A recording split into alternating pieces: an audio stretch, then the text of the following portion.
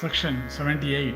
Vrihadaswa said, O son of Kunti, the ruler of the Nishadhas, having dwelt there for a month, set out from that city with Bhima's permission and accompanied by only a few flowers for the country of the Nishadhas, with a single car white in hue, 16 elephants, 50 horses, and 600 infantry, that illustrious king, causing the earth itself to tremble, entered the country of the Nishadhas without loss of a moment, and swelling with rage, and the mighty son of Virasena, approaching his brother Pushkara, said unto him, We will play again, for I have earned vast wealth.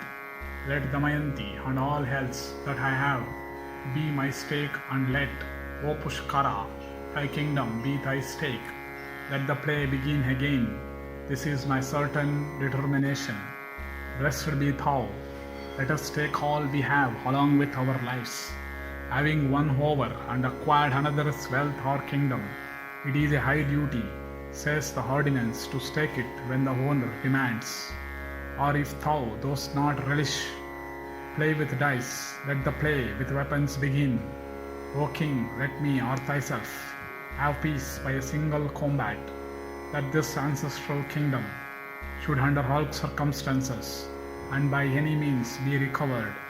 There is the authority of sages for holding, and O Pushkara, choose thou one of these two things, gambling with dice or bending the bow in battle.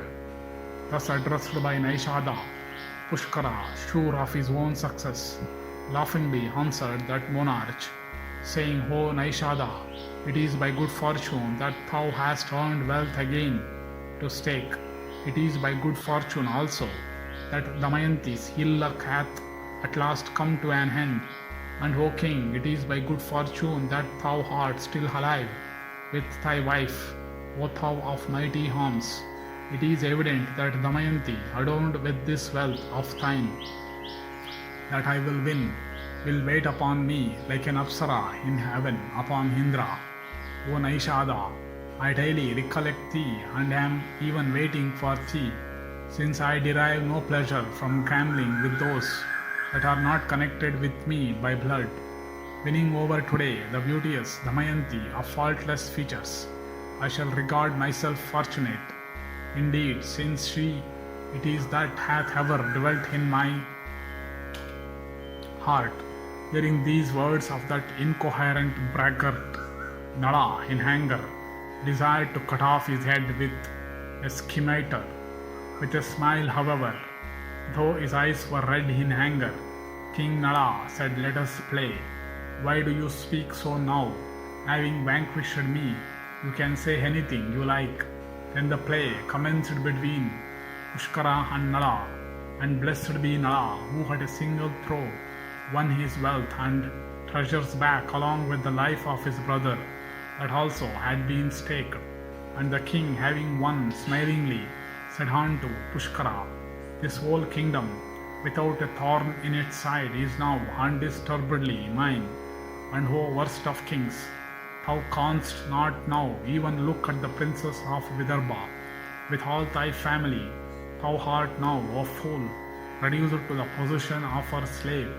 But my former defeat at thy hands was not due to any act of thine. Thou knowest it not, O fool, that it was Kali who did it all.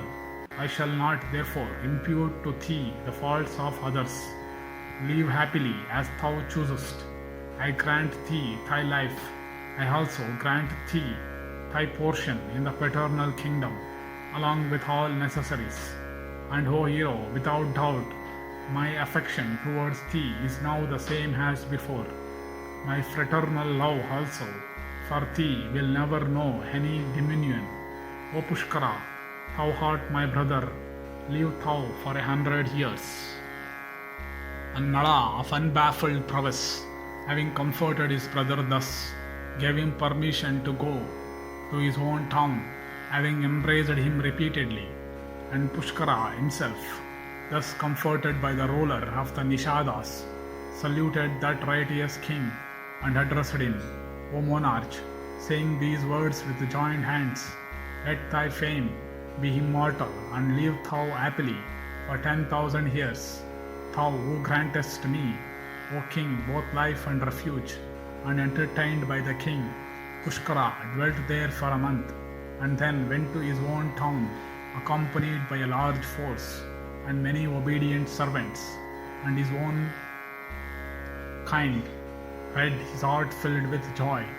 And that bull among men all the while blazed forth in beauty of person, like a second sun, and the blessed ruler of the Nishadhas, having established Pushkara and made him wealthy and freed him from troubles, entered his richly decorated palace, and the ruler of the Nishadhas, having entered his palace, comforted the citizens, and all the citizens and subjects from the country horripilated in joy, and the people, headed by the officers of the state, said with joined hands, O king, we are truly glad today throughout the city and the country. We have obtained today our ruler, like the gods, their chief of 100 sacrifices. Thus endeth the 78th section in the Nalopakhyana Parva of the Vana Parva.